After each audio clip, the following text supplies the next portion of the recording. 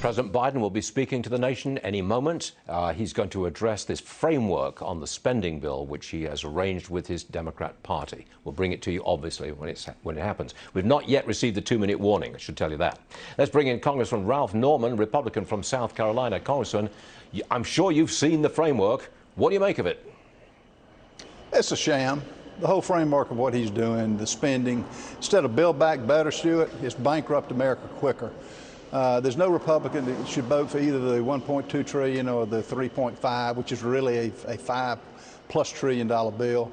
It's payback on states that have been mismanaged, misrun, and it's under the guise of the Green New Deal.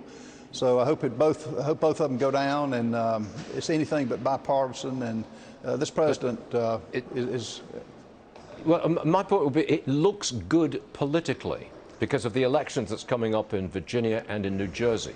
There's a big expenditure on child care, home care, child tax credits, all of that. Those are very big programs which are probably very popular.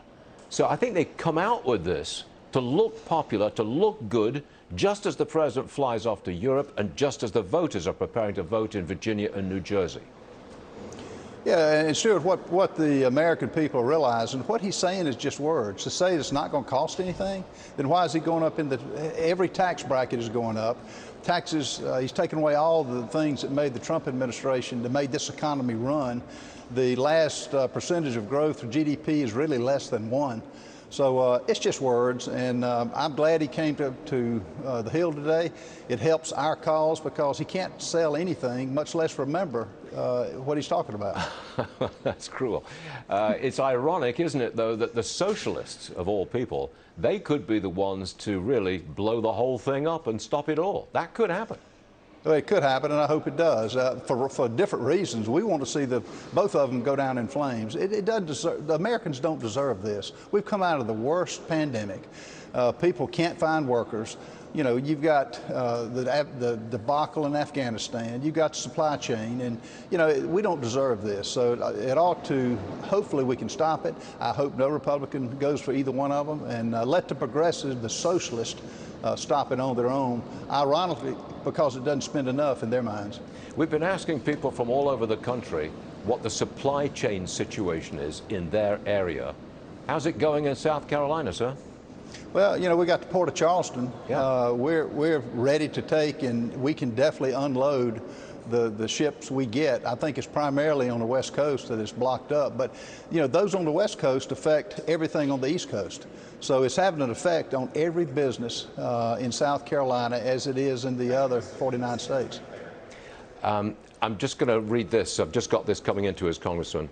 Congresswoman Cori Bush asked if she's prepared to vote for the infrastructure package. She said no when entering the Progressive Caucus meeting. So it looks like, Congressman, come back in again on this, because it looks like there is growing progressive opposition to this framework and the order of votes that they want to take. I'm back at it again. It looks like the socialists, the progressives, could derail the whole thing.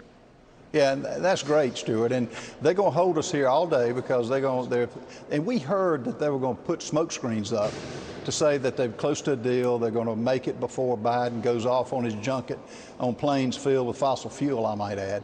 And so I think that's good news. I hope it all goes down. And again, I hope the 9 or 12 Republicans don't vote for this first infrastructure package, because both of them are illegitimate and it shouldn't be cast on the American people. Got it. Congressman, thanks very much for being with us on a very important day. I know you're busy, but good to have you with us on the show today. Appreciate it. My pleasure. Thank you.